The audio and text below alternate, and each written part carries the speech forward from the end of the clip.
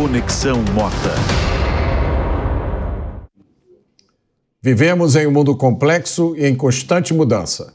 No Conexão Mota, eu recebo convidados especiais para falar de temas que afetam sua vida e seu futuro, sempre em linguagem clara e buscando a verdade. Hoje, o nosso assunto são os desafios da segurança pública no maior estado do Brasil. Para isso, eu recebo o secretário de Segurança Pública do Estado de São Paulo, Guilherme Derrite, e o coordenador do Centro Integrado de Comando e Controle da Secretaria de Segurança Pública, João Henrique Martins. Secretário Derrite, professor João Henrique, é um prazer recebê-los aqui no Conexão Mota. E eu começo perguntando a vocês, nós completamos 2 anos no governo de Tarcísio de Freitas, 2 anos do secretário Guilherme Derrite, à frente da secretaria. O que mudou e o que ainda precisa mudar na segurança pública de São Paulo? Mota, prazer estar aqui com você. Mas antes de falar do que mudou e o que precisa mudar, acho que eu preciso contextualizar o território quando nós chegamos. O que nós assumimos, o que nós herdamos dos 30 anos de PSDB com a política de segurança pública, que na verdade não existia. Era um terreno onde existia uma alta de indicadores criminais. Na verdade, além de alta de indicadores criminais, nesses 30 anos de PSDB, foi justamente onde nasceu o primeiro comando da capital, nasceu, cresceu, se fortaleceu e se tornou uma das organizações transnacionais maiores do mundo, por conta do fortalecimento, do crescimento, inclusive, financeiro.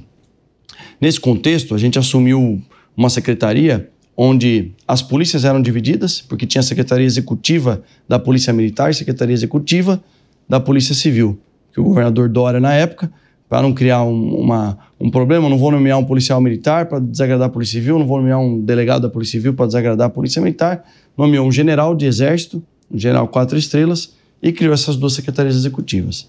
E cada uma das polícias tinha o seu planejamento próprio e faziam ali o que eles achavam que estava certo, até às vezes bem intencionados. Acontece que não existia uma governança por parte da secretaria. A primeira coisa que nós fizemos foi resolver os problemas mais graves, como falta de efetivo, como defasagem salarial. Então, o governador concedeu o maior aumento salarial de um primeiro ano de governo. A gente conseguiu autorização para contratação de mais de 23 mil policiais ao longo da nossa gestão, dividida em 4 anos. E o principal, olha, quais são os piores problemas aqui dentro desse terreno infértil? Centro de São Paulo e litoral. Então, nós colocamos a nossa estratégia em prática, alocando o efetivo, principalmente da Polícia Militar, nos locais onde haveria maior probabilidade de incidência criminal.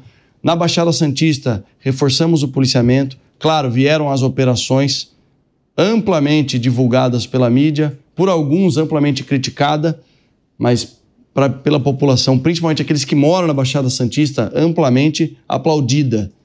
As operações de combate ao crime organizado. Porque, infelizmente, estava caminhando, não gosto de usar essa expressão, Mota, até em respeito a você que é carioca, mas São Paulo estava caminhando por um problema que hoje vive o Rio de Janeiro. Hoje não, de alguns anos já vive o Rio de Janeiro. A criação de estados paralelos, territórios paralelos, onde o crime organizado tem domínio e tem precedência ali de atuação sobre as forças policiais. Nós impedimos que isso avançasse no estado de São Paulo e no centro de São Paulo implementamos as estratégias de reforço policial, de alocação das patrulhas da Polícia Militar nos locais com base em dados e evidências onde há maior probabilidade de acontecer o crime. Colocamos tecnologia e o resultado disso, principalmente nesses 2 locais, foi que nós conseguimos redução histórica de indicadores criminais. Então, o legado que a gente pegou, a política implementada principalmente nesses 2 locais que eram os locais piores, de piores avaliações, e no restante do estado, com o trabalho agora de governança, trabalho unificado das forças policiais, com a atuação e rede colaborativa com outros entes que sempre existiu, mas nunca no papel, né? Por exemplo, a atuação do GAECO no Ministério Público. A gente já fez 164 operações com o GAECO de São Paulo nesses 2 anos da gestão. O GAECO é um grupo especializado de combate ao crime organizado. Do Ministério Público. E antes da nossa gestão eram pouquíssimas as operações. A gente ampliou. Tivemos que fazer algumas mudanças dentro da própria Polícia Militar, com coronéis em posições-chave, como o Centro de Inteligência da Polícia Militar, como a Corregedoria, para que trabalhassem focados aí no combate ao crime organizado. E o resultado disso foi que, nos 2 anos consecutivos, nós tivemos as maiores reduções de indicadores criminais da história. Menor taxa de homicídios em 2023, 24, conseguimos bater o recorde do recorde, de novo a menor taxa de homicídios.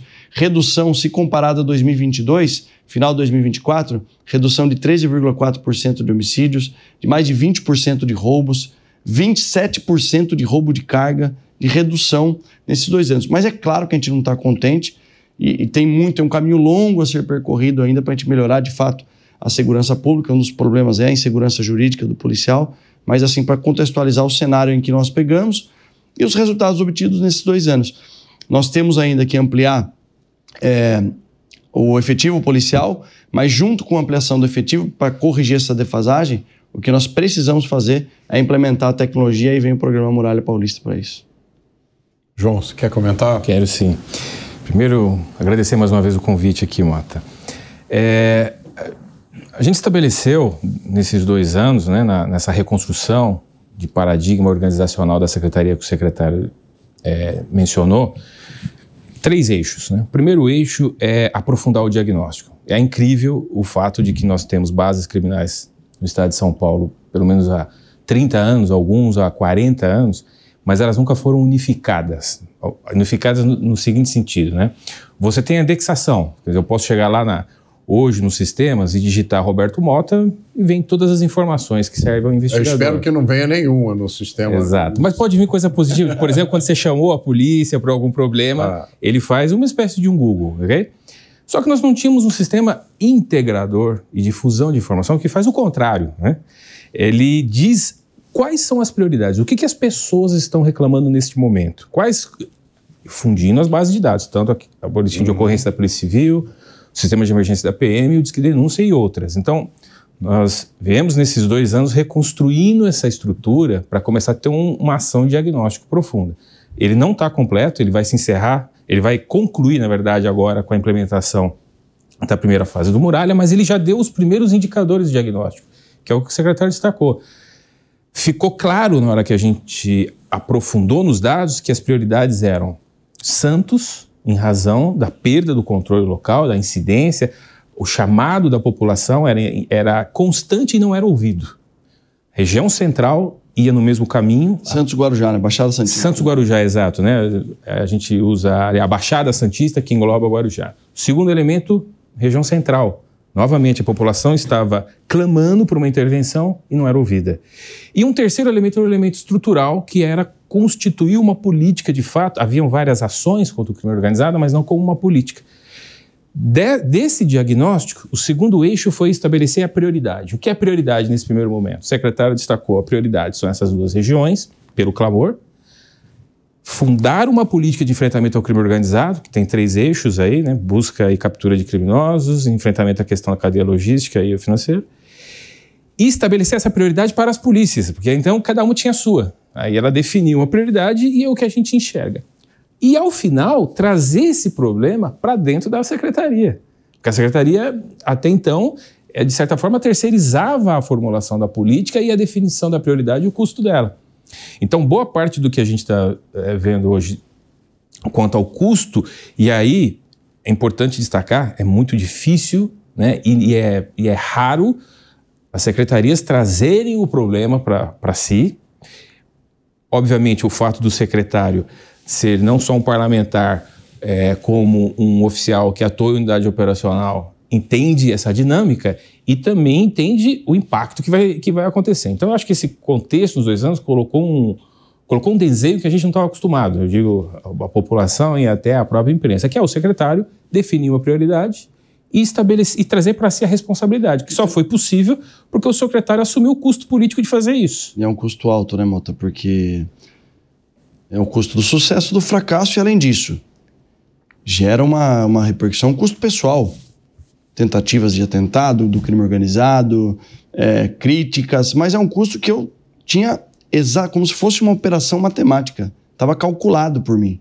E eu me comprometi a assumir esse custo justamente para evitar que o Estado de São Paulo fosse num caminho irreversível ou de difícil reversão, que é o que o Rio de Janeiro vive hoje. Para reverter todos esses 30, 40 anos, talvez 40 anos desde 85, lá quando o Brizola proibiu as operações policiais do Rio de Janeiro, é isso que eu não quero pagar para ver.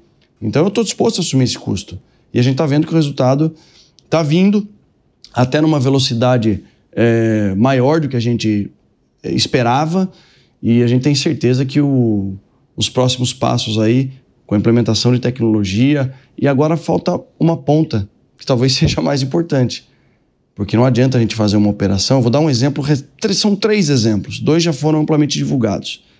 De que adianta a Polícia Militar e a Polícia Civil trabalhar integrado, como trabalharam no caso de sequestro de Itacoaquecetuba, onde a Polícia Militar prendeu 2 criminosos, um casal, levou até a delegacia, os policiais civis foram, de posse das informações, foram até o local do cativeiro, prenderam outros 2, libertaram as 2 vítimas reféns, um casal de senhores de 75 anos de idade, ou seja, a polícia fez um belo trabalho integrado, chegou na audiência de custódia, os 4 foram liberados. 4 não, 1 ficou preso porque tinha um outro mandado de prisão expedido contra ele. De que adianta a polícia fazer um baita trabalho de inteligência, no segundo ponto da estratégia, inviabilizando a cadeia logística, apreender mais de 930 quilos de pasta base de cocaína, num valor multimilionário que seria exportada para fora do país, quando uma juíza de primeira instância, na audiência de custódia, acha que o indivíduo que estava levando, ele só era um motorista, ele não é um traficante. E um terceiro ponto, que aconteceu no final do ano passado, em que um tenente da Polícia Militar, chamado Tenente Ronald, lá na comunidade de Paraisópolis, ele arrisca a sua própria vida, troca tiros com um indivíduo de fuzil, indivíduo do crime organizado, é baleado, tem imagens fortíssimas dessa cena, baleado no braço, o disparo causa uma grave lesão nele, mesmo baleado ele consegue trocar tiros, uma outra equipe chega no apoio, prende esse criminoso com um fuzil, e esse criminoso não fica preso sequer 15 dias, porque o Ministério Público, a promotora, entendeu que ele deveria responder em liberdade. Então essa última ponta que falta é a questão da reforma do sistema de justiça criminal, a reforma da legislação. É só para a gente explicar, para as pessoas que talvez não conheçam, a audiência de custódia é um procedimento que foi criado originalmente através de uma resolução do Conselho Nacional de Justiça, não é isso? E é uma audiência que teria como objetivo cumprir uma obrigação num pacto assinado pelo Brasil, o Pacto de San José da Costa Rica, só que no pacto o que se diz apenas é o seguinte: existe o compromisso de quando alguém é preso, que ele seja levado à frente de um juiz em um tempo razoável. Mas isso foi interpretado aqui no Brasil através da criação dessa audiência de custódia, que é uma audiência que tem como único objetivo escutar o que o preso tem a dizer, o criminoso que foi preso em flagrante, e ver se ele está sendo bem tratado. Isso acontece em 24 horas e a gente ouviu uma declaração recente do atual ministro da Justiça dizendo com orgulho que 40% dos criminosos presos em flagrante eram soltos nessas audiências de custódia.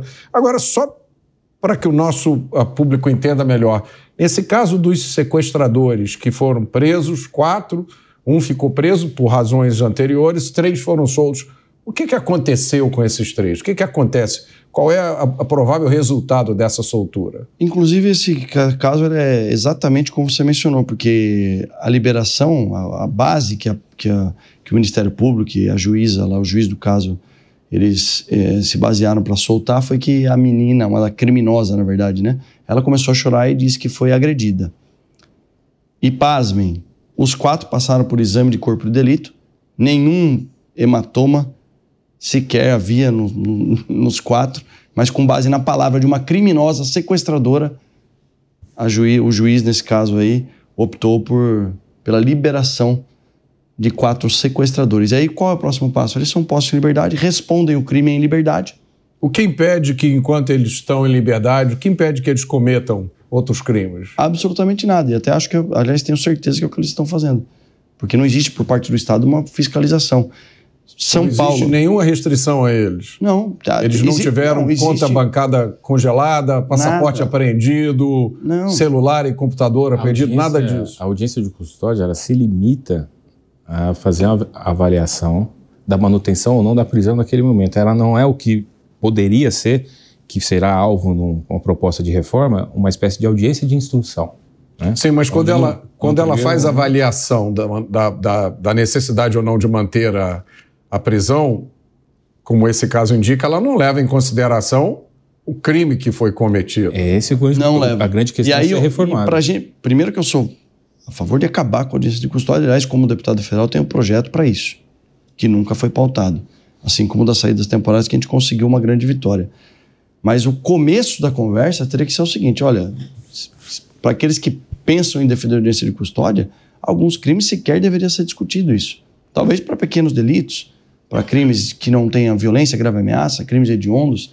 O problema é que para esses crimes sequer a pena chega a conferir aí a prisão, porque o Instituto já tem sido tanto atacado. O Instituto do Cumprimento de Pena no Brasil é algo que precisa ser resgatado, porque na verdade não existe. Mesmo a prisão em flagrante tem uma série de medidas que têm reduzido os casos que permitem a prisão em flagrante, inclusive para crimes violentos, né? Então a gente chega nesse absurdo de crimes hediondos como esse no sequestro, tem esse tipo de flexibilização.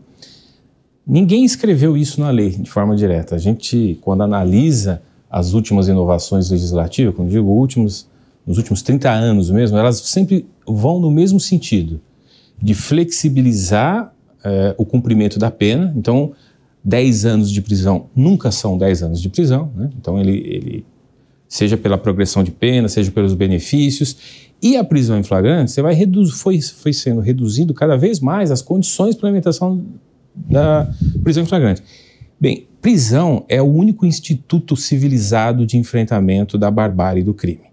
Tudo que nós fazemos na Secretaria de Segurança Pública, ou tudo que as forças policiais fazem, em última instância, é deter criminosos violentos, seja pós-crime, seja num bom trabalho preventivo, quando você aborda, por exemplo, um criminoso que está ali armado para tentar agir. Então, a prisão não tem um segundo dispositivo, né? Ele é o principal elemento de dissuasão do comportamento ilícito. Tem quem acredite que curso de artesanato, dança interpretativa... Iluminação pública, pode deter um sequestrador, um estuprador, exato, ou um criminoso armado.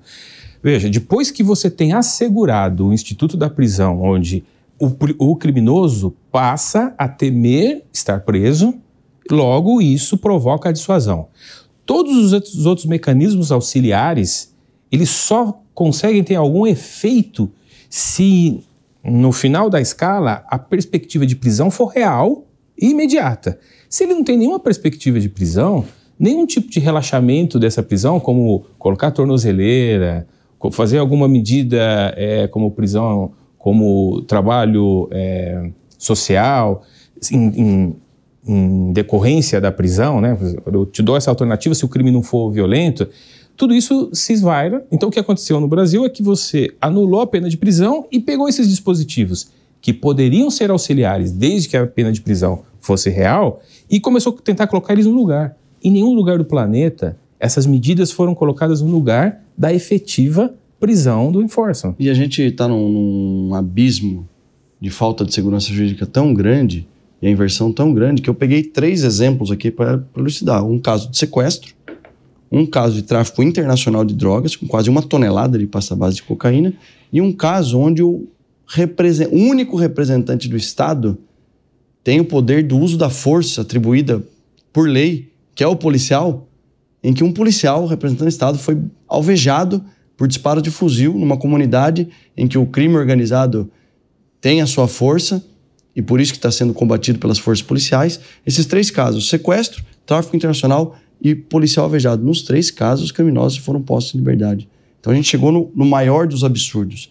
E esse debate tem que ser encarado, tem que ser protagonizado pelo Congresso Nacional, porque não é que de nada adianta. É claro que as políticas implementadas por nós esses 2 anos já trouxeram resultados e a tendência é melhorar.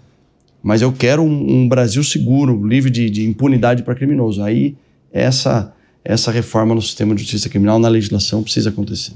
É porque vocês descreveram um processo, né, de levantamento de dados, consolidação dos dados, análise, priorização do que montagem de um planejamento. Isso é um planejamento estratégico de segurança pública que é muito difícil encontrar no Brasil, né? Eu não me lembro de ter ouvido uma descrição de um processo tão completo quanto esse que vocês fizeram aqui. E você, João, há muito tempo defende a importância dessa análise de dados. Você diz, quando você vai combater um homicídio, você tem que saber que tipo de homicídio, né? Se é um homicídio onde um traficante mata um traficante, Exato. ou vem de uma briga doméstica, ou de uma briga em bar.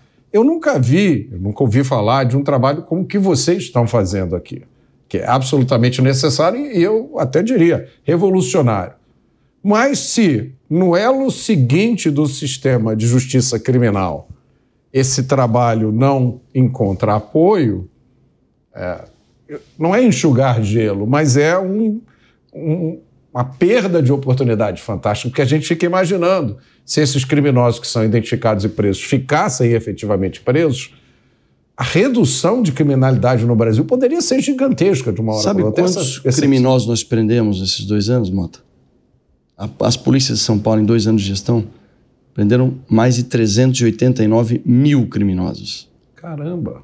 Aí você fala, mas peraí, como assim? 380... Isso é quase a chamada população prisional do Brasil hoje. Né? E por que o estado de São Paulo não é uma paraíso para se viver? Porque nem todos ficam presos. Aliás, a minoria fica efetivamente presa. Então, mas qual que é a grande vantagem? Por isso que eu vejo uma janela de oportunidades espetacular. Talvez a melhor da história recente do Brasil. Porque, como nós temos na nossa equipe, o professor João Henrique, uma equipe muito técnica que faz todo esse trabalho com base em dados, evidências, essa questão das bases de dados unificadas é a mesma coisa que você ir para um hospital e não ter um centro de triagem. Tem vários médicos atendendo da maneira como ele quiser. E dá o mesmo remédio para todo mundo. Exatamente. Ou que é pior, né? Entra numa cirurgia sem ter o diagnóstico, né? Exato. Para fazer cirurgia exatamente. Opera a perna errada. E nessa janela de oportunidade, a gente pode comprovar com dados, evidências, números, tudo que nós fizemos, a quantidade de prisões, apreensões de drogas, redução de indicadores criminais. Esse é o caminho.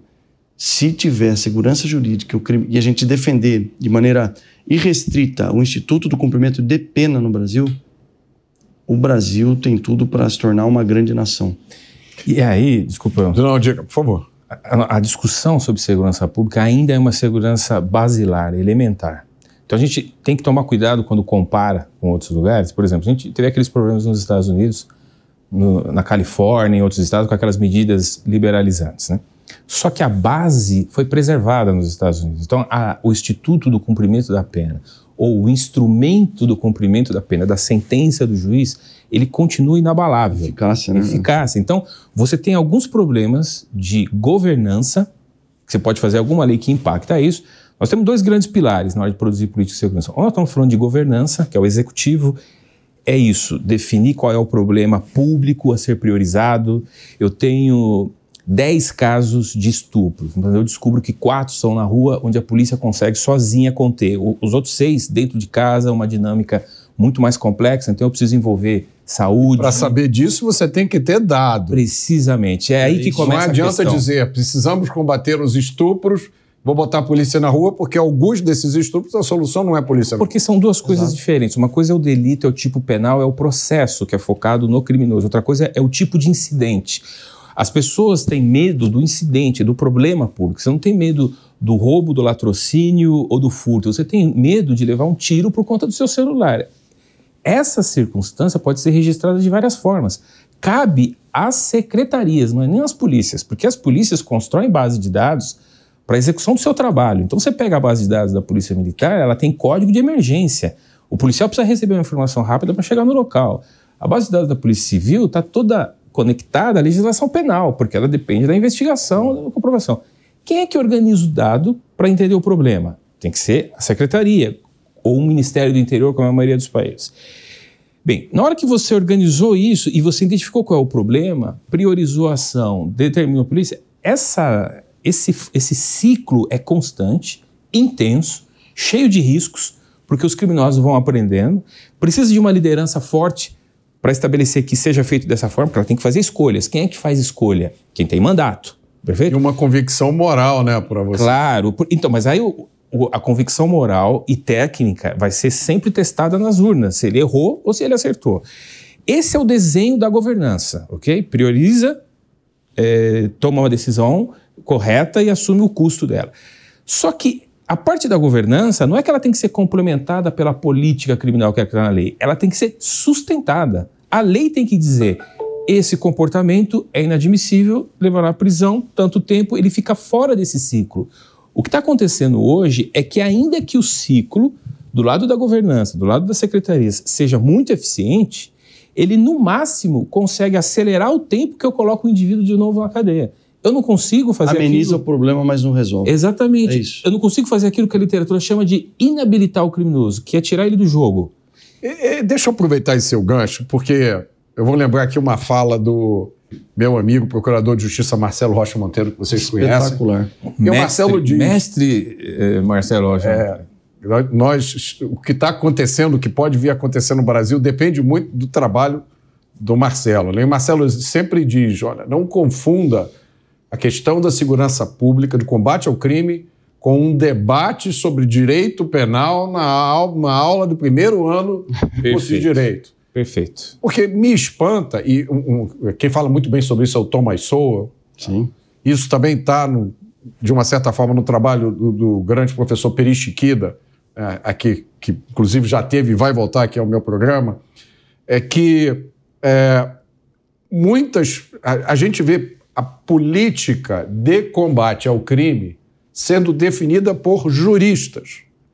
Mas você fazer 4 anos numa faculdade de Direito não te ensina a aprender comportamento criminoso, né? Não te ensina como você chega num lugar onde tem 20 criminosos armados de fuzil e você sobrevive e tenta...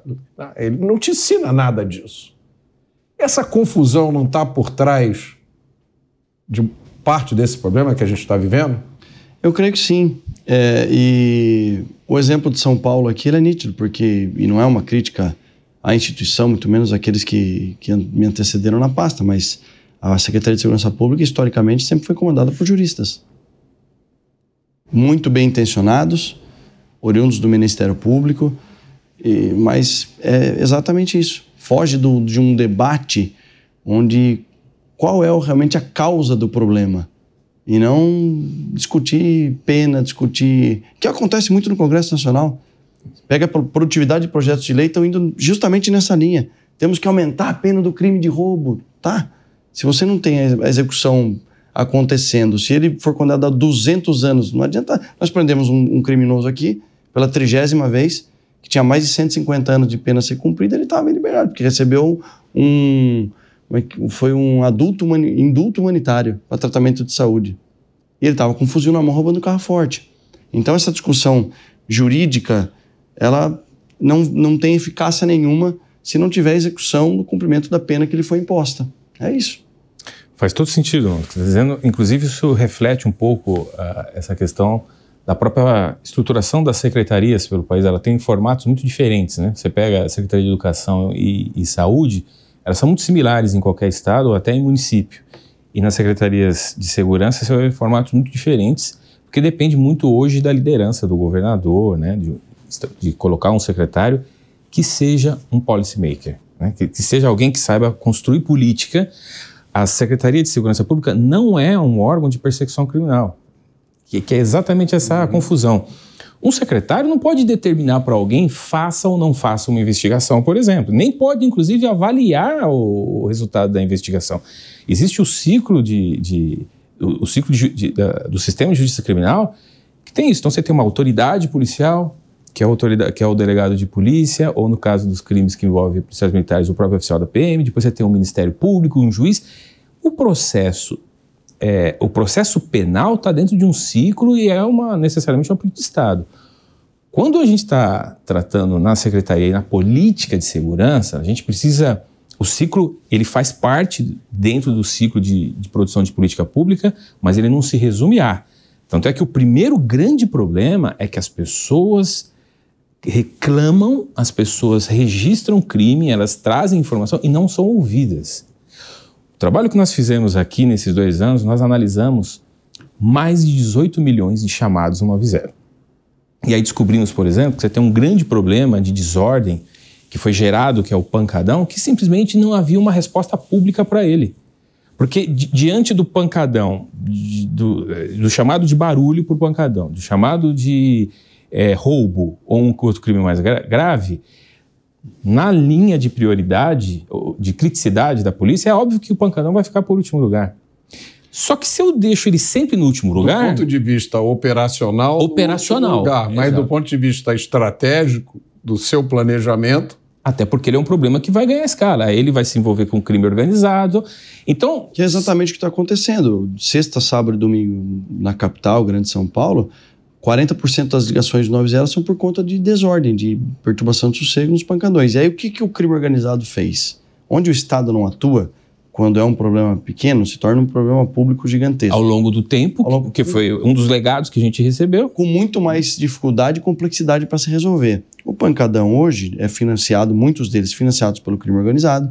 Você tem aquelas adegas clandestinas que vendem as bebidas que são produtos de roubo, produto de roubo de carga. Aí você tem o tráfico de drogas acontecendo, prostituição e uma dominância, uma certa dominância ali. Circulação de criminosos foragidos vai procurados ficando pela justiça. Uma espécie de uma área párea. Criminosos armados. Agora, qual que é a nossa estratégia? Já entrando, nem sei se vai ser objeto da pergunta. Nós vamos priorizar desordem, pancadões, uma iniciativa que deu certo, um projeto piloto na zona norte da capital, em que o delegado de polícia instaurou um inquérito-mãe, colocando investigação de organizações criminosas, tráfico de entorpecente e perturbação de sossego. Pediu para o Poder Judiciário cumprir mandado de busca em cada uma dessas adegas. Nenhuma delas tinha nota fiscal de como foi adquirida, nenhuma delas tinha alvará de funcionamento da prefeitura, então esse trabalho integrado está reduzindo, deu muito certo e agora vai ser expandido capital e todo o estado de São Paulo. Que foi exatamente a receita usada por Rudolph Giuliani quando ele assumiu a prefeitura de Nova York. A associação entre crime e desordem. Que foi erroneamente traduzida como tolerância zero, né? Mas na verdade a teoria das janelas quebradas. Sim, tolerância zero. Quando você permite uma pequena desordem, ela... Isso, a tolerância zero era um programa dentro de uma política bem mais complexa, né? Exatamente isso. E olha só interessante isso que o secretário está destacando. Você começa, olha o volume, não só em termos quantitativos, né, mas em termos de complexidade para lidar com esse problema. Você tem que fazer quase que uma investigação de crime organizado, que médio e longo prazo para concluir, começa a associar tipos de crimes como exploração sexual de menores. Que foi o que resultou na morte do jornalista Tim Lopes, no Rio de Janeiro. Percebe? Há 20 anos atrás. Então, o policy... de hoje, né? Olha quanto tempo isso aconteceu. Então, veja, você tem um trabalho, que é o trabalho da Secretaria, que é o braço da governança, extremamente complexo, que é na miríade de problemas que a população traz. Cabe a nós, no poder público, estar muito atento, olhando para os chamados, olhando para o boletim de ocorrência, olhando para as pesquisas de vitimização. As pesquisas de vitimização aqui em São Paulo, feita pelo INSPER, feita pela Fiesp, feita pela FGV, todas elas apontavam para a questão do crime violento urbano, que é essa coisa do celular, o desenho, e tudo isso não era ouvido. Não é só um problema do que não era ouvido, o problema é que isso foi ganhando força e aí mercados ilícitos se constroem em torno disso. Então a questão das adegas, dos eventos ilegais, do mercado ilegal de celular, do mercado ilegal de veículo, tudo isso vai ficando muito difícil de ser combatido quando você espera ele ganhar corpo para fazer uma intervenção. O custo é muito mais alto. O custo é muito mais alto e aí o custo político... Não é custo financeiro que eu estou falando, não só financeiro, na verdade, porque quando você coloca centenas de policiais numa operação como essa, existe um custo financeiro de emprego dos policiais, mas uma escolha, é um custo não só financeiro. Vamos falar aqui desse custo político. Eu passei muito tempo estudando, tentando entender a questão da segurança pública no Brasil. Eu não sou policial, não sou jurista, não sou militar, não sou nada. Sou um curioso. Acabei escrevendo um livro sobre isso. E uma das coisas que eu descobri é que existe uma constelação de ONGs, todas com nomes muito fofos, e cujo trabalho, e ONGs que são, até onde eu sei, compostas por historiadores, sociólogos, juristas. É difícil, ou talvez eu nunca tenha encontrado nenhum policial, nenhum perito, né? São sempre pessoas ligadas à área de humanas, com uma inclinação para a esquerda e que passam o tempo inteiro criticando a ação da polícia, seja ela qual for, e defendendo benefícios e direitos para os criminosos, inclusive benefícios e direitos que não existem lá fora. Isso em contraste com a situação caótica que nós vivemos em relação ao crime organizado. E eu descobri que várias dessas organizações recebem financiamento de fora. A gente vai lá na área do relatório financeiro, são doações de entidades, por exemplo, praticamente todas recebem dinheiro da Open Society Foundation do seu Jorge Soros. E a Open Society tem lá uma agenda que é a descriminalização das drogas, redução de penas, desencarceramento, que é a mesma agenda, é a agenda copia e cola dessas instituições. Várias delas agora se dedicam com afinco a criticar, né, o governo, Tarcísio de Freitas, criticar a Polícia de São Paulo. Inclusive, tem uma que no relatório dela, ela diz: estamos dedicadas a acompanhar as evoluções negativas do governo Tarcísio de Freitas e defendem pautas como câmeras nos policiais. E mais surpreendente, com essas últimas revelações que aconteceram agora nos Estados Unidos, se descobriu que essa agência USAID, que dava muito dinheiro para financiar pautas de extrema esquerda no mundo inteiro, ela trabalhava em cooperação com Jorge Soros.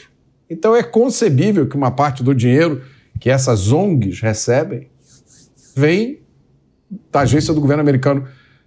Secretário, pode uma entidade receber dinheiro de fora para influenciar a política de segurança brasileira? E eu pergunto ao senhor, não só como secretário, mas como parlamentar. Pode isso, Arnaldo? É lamentável, né, que isso aconteça em primeiro lugar. Hoje a gente sabe qual é o real objetivo. Eu espero que as investigações avancem nesse sentido, sejam investigações de fato policiais, que eu não sei se já aconteceu alguma vez no Brasil da Polícia Federal investigar algo nesse sentido. Isso foge da competência das polícias estaduais, mas espero que isso seja revelado e que isso venha à tona. Algo que sempre se suspeitou está se comprovando. Esse movimento globalista, progressista, avançando. E como o tema segurança pública é um tema talvez mais nevrálgico para a população, pelo menos no Brasil, as máscaras estão caindo. Recentemente, uma dessas pseudo-defensoras de direitos humanos, dessas ONGs, foi comprovado que era financiado pelo PCC. Inclusive participou de um documentário que passou num canal de streaming. Exato. E muita gente vem falar comigo: Roberto, você viu que absurdo esse documentário passando num canal de streaming? E uma das ONGs era essa que estava ligada. Romantizando a vida do criminoso, demonizando a atuação do policial. E esse, infelizmente, é o cenário que a gente vive, mas eu vejo, assim, um conjunto de fatores que está se formando propício para que a gente avance nessa questão de reformulação. E como que a gente vai combater esse tipo de iniciativa? Porque os investimentos são doações e financiamentos altíssimos. Altíssimo. São milhares, milhões de dólares que são destinados. Nós precisamos ter uma outra parte só trazendo a sociedade para esse debate. Tem que ter um financiamento e tem gente séria disposta a ajudar a financiar estudos, a fazer uma comparação de política pública de países desenvolvidos que deram certo, adotando ao contrário do que eles imaginam que a gente prega, porque eu nunca fui a favor de pena de morte, longe disso. O que nós defendemos de maneira intransigente é o estrito cumprimento da pena no Brasil, coisa que não acontece há muitos anos. Agora, os órgãos responsáveis por essas investigações, acho que deveriam se debruçar nesse sentido para saber de fato quem tem interesse em promover essas políticas. Os políticos que, ao fim e ao cabo, acabam representando, dando voz a essas ONGs globalistas e progressistas, a gente conhece. Mas o principal, Mota, pelo menos em São Paulo, eu garanto que no Brasil como um todo, não é a vontade da população. O que falta para o povo brasileiro é ter uma outra ONG, como você mencionou, uma outra organização não governamental, dando voz para a maioria da população, dando voz para os policiais, para aqueles que querem fazer um contraponto, principalmente para as vítimas. Essas não tem nenhuma ONG defendendo. É porque um dos efeitos da existência desse ecossistema de ONGs é que tudo que eles produzem, né? Amanhã uma dessas ONGs junta um geógrafo, um historiador e um psicólogo. Eles produzem um trabalho. Massacres na Polícia de São Paulo, por exemplo. No dia seguinte, isso é manchete de todos os jornais, né? O estudo mostra que a polícia de São Paulo não há nenhum tipo de questionamento, né? Estudo de especialistas. É isso aí. Especialistas comprovam. Então você começa, João, a criar na cabeça do cidadão comum uma construção de narrativa que é contraintuitiva. O cidadão sabe que ele já foi assaltado várias vezes, ele sabe que tem um cara que não é sensação de insegurança, ele tem a percepção real de um risco ali, a experiência da insegurança. Mas ao mesmo tempo ele liga a televisão, ele abre o jornal, ele escuta os ungidos dizendo para ele: não, meu filho, o cara te assaltou 3 vezes ou estuprou a sua filha porque ele não teve oportunidade. Está provado que quanto mais ele sair da cadeia nos feriados, melhor vai ser para a sociedade, quando os dados mostram o contrário. Exatamente. E a gente tem um problema, como eu falei, né? Essa discussão é uma discussão basilar. Né? O que controla crime? Prisão ou tem outro instrumento? Não tem. É só o cumprimento da sentença. Existe algum país no mundo que reduziu os indicadores criminais soltando os criminosos presos antecipadamente? Tem algum caso? Pois é, não só não tem, como toda a literatura, que a gente pode chamar de criminologia moderna, é focada na perspectiva da dissuasão e da incapacitação, que é a base da teoria econômica do crime, que é a base do comportamento racional, que é simplesmente laureado com o Nobel. Então, existe uma consolidação, um reconhecimento dos pares no mundo científico. Não há discussão sobre o que se controla crime, ou o que controla crime, que é a perspectiva da dissuasão. A discussão é o como. Como é que eu aplico? É muito difícil aplicar enforcement, porque policiamento, processo de análise de dados, identificação das pessoas, é caro fazer isso, é complexo. Então a gente tem que fazer com muita precisão. Tem sempre um risco associado, né? Quando você tem que conter um criminoso violento. A discussão no mundo todo é o como fazer isso para manter isso em riscos e custos controlados. A discussão não é se precisamos manter criminosos presos. A questão é como vamos mantê-los assim ao longo do tempo. Então, a outra é uma questão de cláusula pétrea, ninguém discute. Exatamente, secretário. Então, veja, a gente precisa deslocar o debate público para isso, né? Porque, e ele não é feito exatamente pelo que foi, tanto você quanto o secretário disse aqui, que ela está contaminada por interesses... acho que existe hoje, entre as autoridades e as entidades que monopolizam o debate sobre segurança pública, existe uma cláusula pétrea que é repetida, que é: prisão não resolve. Não adianta prender... Isso é tão simples. Veja, nós estamos lá na secretaria pronto para um debate real. Tanto é que uma das formas de resolver isso tem 2 grandes caminhos, né?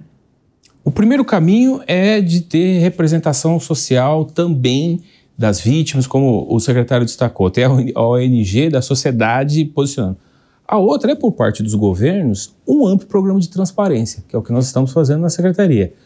Nós temos um nível de acesso a dados que nenhum outro estado fornece. Se você for alugar uma casa numa rua, você consegue saber se tem... Entra no site da secretaria, coloca a rua, você sabe que tipo de crime aconteceu, que hora foi, o número do boletim da Polícia Militar, da Polícia Civil, que e aí de inquérito. Você tem instrumento, inclusive, para cobrar o Estado o que está sendo feito. Por que essa estratégia da transparência? Porque a estratégia da transparência ajuda a trazer o debate para o que importa.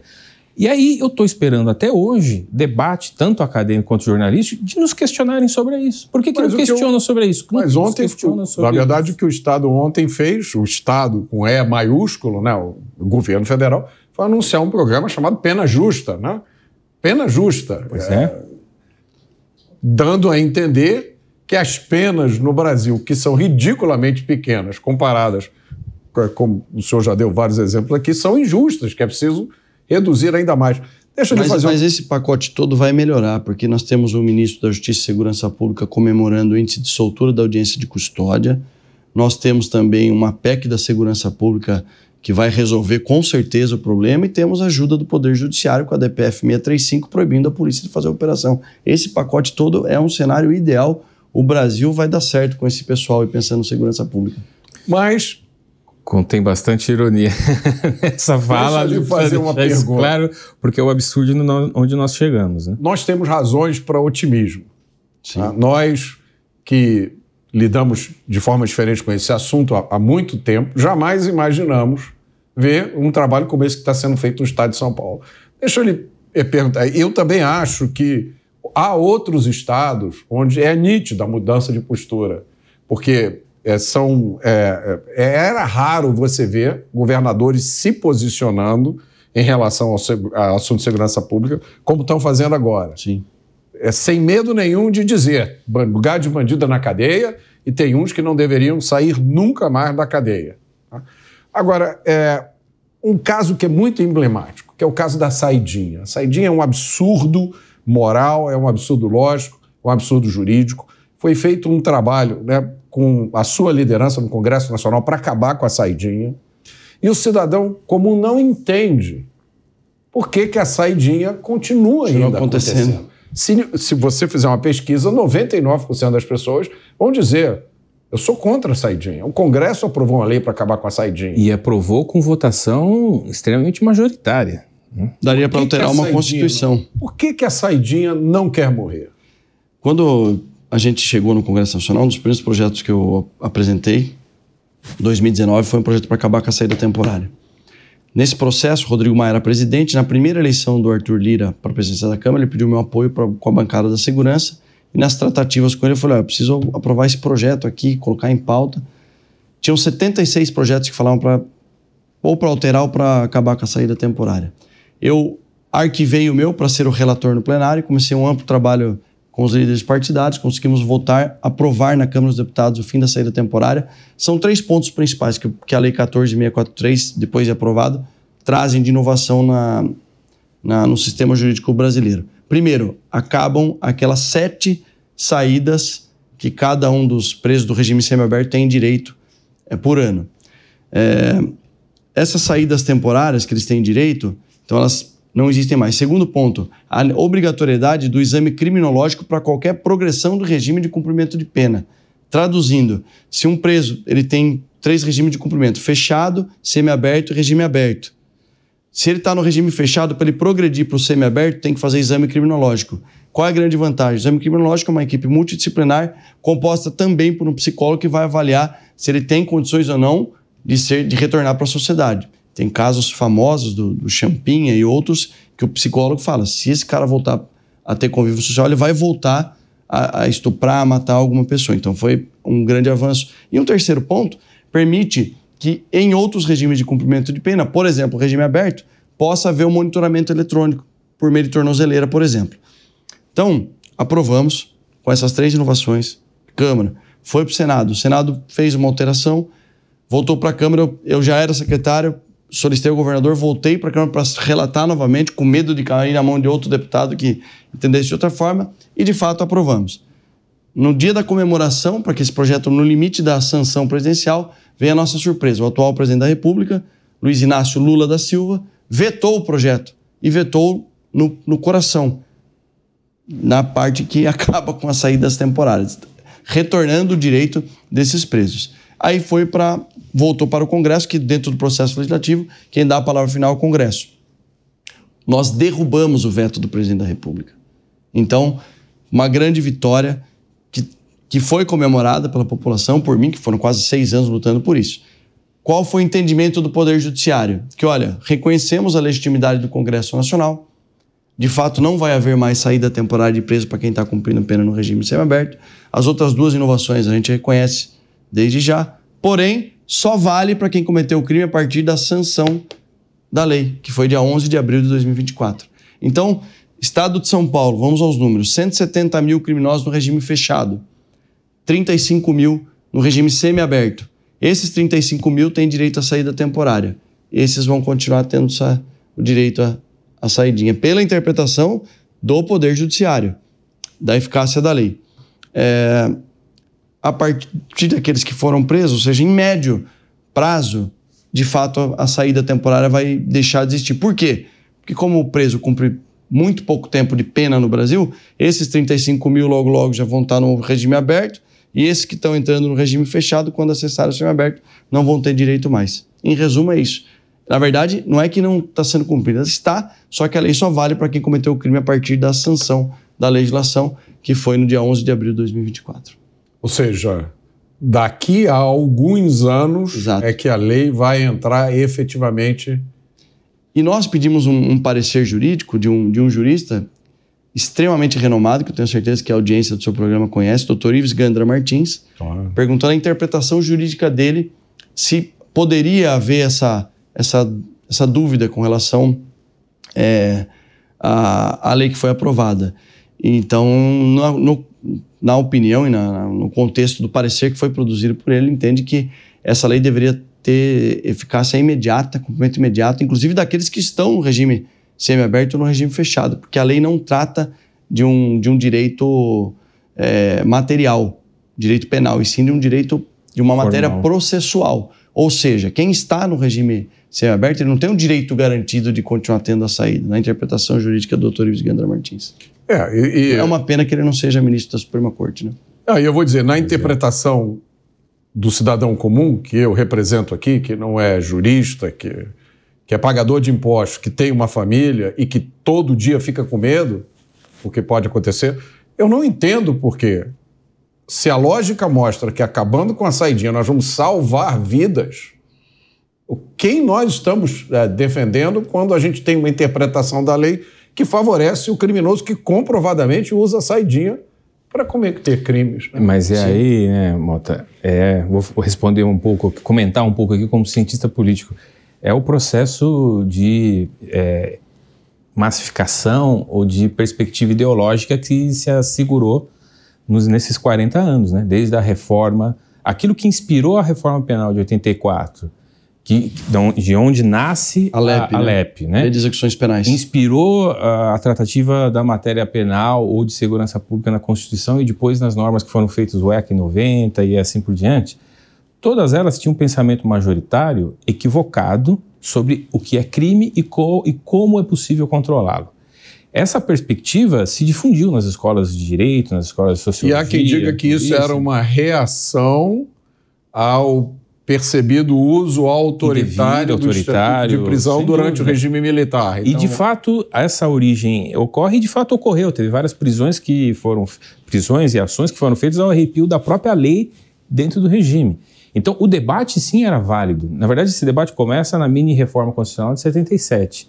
Era um debate válido, só que não havia a contraparte. Então, ele ficou desequilibrado. Isso que você apontou nessa questão das ONGs ou do posicionamento, eu acho que, do outro lado, havia um certo... o silêncio, o efeito do reconhecimento de que houve abuso, houve um silêncio por parte de todos aqueles que poderiam dizer, não, calma, a lei tem que ser, a prisão tem que ser mantida, a lei... E do outro lado, houve um debate completamente desequilibrado. E aí criou-se essa perspectiva majoritária, como se o Instituto da Pena e as polícias são parte do problema e não parte da solução. Não se constrói segurança pública, não se construiu segurança pública em nenhuma democracia sem a proteção do Instituto da Pena de prisão e a proteção da atividade policial. Isso não quer dizer que passa a mão na cabeça para erro ou abuso. Erro e abuso tem que ser tão punido quanto qualquer outro crime, aliás, ainda mais, porque a legitimidade da polícia a segurança pública depende muito da legitimidade da polícia. Mas o fato que eu quero destacar é que nós ficamos 40 anos com um debate absolutamente majoritário. Me lembra muito aquilo que existia na área da economia até o Plano Real, né? Porque aí tinha uma perspectiva de que controle da inflação, controle dos gastos públicos, nada disso daria certo, até que nós tivemos um presidente que quis liderar, e por isso que eu quero insistir o tempo todo a questão da liderança política. Na hora que eu tenho um líder político que aceita enfrentar o debate, fazendo aquilo que a Thatcher sempre destacava, né? Líderes produzem consenso, eles não seguem consenso, quando ele está errado, obviamente. Então, o que nós precisamos hoje, e isso vem nascendo, é enfrentar esse consenso com medidas objetivas. Não vai ser fácil e nem vai ser rápido. Mas veja, esse processo já começou. Isso que eu queria dizer, eu ia concluir me fazendo isso. É otimista. O processo da saída temporária, que o secretário acabou de destacar, olha só, foram 6 anos, né? O que nós estamos construindo na Secretaria de Segurança nesses 2 anos, nós fizemos, foi 2 anos de trabalho de base, em silêncio, construindo, em silêncio nas ações, mas olha os resultados, os melhores resultados só de construir a base. O debate público que a gente vem destacando, Mota, você é testemunha disso, quem é que falava sobre custo do crime no Brasil? Quem é que escrevia e tratava disso?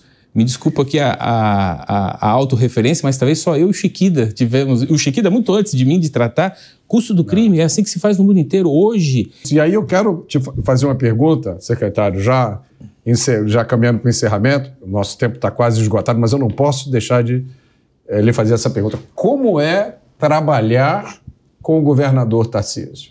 É muito bom, o governador é muito preparado, muito inteligente. Essa questão do custo do crime, quando nós levamos para ele ainda na pré-campanha, na elaboração do plano de governo, ele aprende muito rápido, ele nunca tinha ouvido falar sobre isso. É impressionante. Ele é oriundo das Forças Armadas, não tinha conhecimento. Ele fala repetidamente, olha, eu não sou especialista em segurança pública, mas ele conhece já muito sobre segurança, porque é um tema que ele participa muito, ele gosta de participar. Algumas pessoas, até opositores políticos, acham, não, o governador está tirando força do secretário, muito pelo contrário, e para mim é um privilégio poder contar com a parceria dele, com a força e com o apoio dele nas ações da Secretaria de Segurança Pública.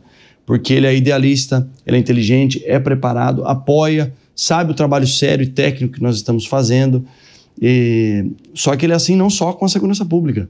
Você vê ele falar sobre o cenário macroeconômico até, características econômicas do Estado de São Paulo, ele parece um secretário de Fazenda falando.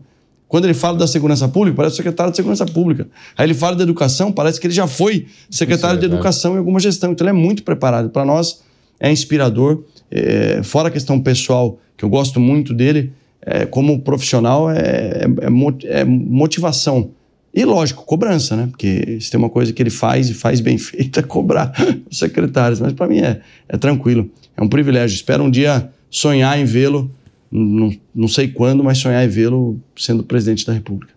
E essa era a minha pergunta final. Se o governador Tarcísio um dia foi eleito presidente da República, tendo esse conhecimento, tendo feito esse trabalho que foi feito aqui em São Paulo, e vou especular também que o senhor o acompanhasse ou assumisse algum cargo com responsabilidade maior, o potencial para o Brasil dar uma virada nessa área de segurança aumentaria muito, né? Como é que o senhor vê isso? Trabalho pensando nisso.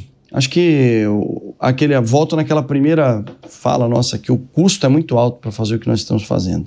Você tem que arrumar briga com muita gente de todo tipo, gente grande, dentro de casa, fora de casa, crime organizado, privações particulares, vida pessoal, mas é por idealismo, é por acreditar que dá para fazer, que países desenvolvidos fizeram, e caso o governador um dia decida concorrer, não sei se agora, mas para frente, primeiro que eu sou parlamentar federal, sou deputado, ano que vem eu tenho que voltar obrigatoriamente para a Câmara.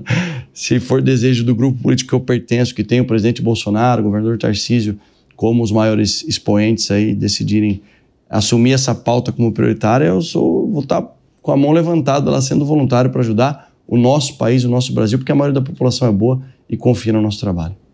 Secretário, muito obrigado pela sua presença aqui. João Henrique, o Conexão Mota fica por aqui. E para você que gosta do jeito Jovem Pan de Notícias, não deixe de fazer a sua assinatura no site jp.com.br. Lá você acompanha conteúdos exclusivos, análises, comentários e tem acesso ilimitado ao Panflix, o aplicativo da Jovem Pan. Obrigado pela sua companhia e até a próxima semana.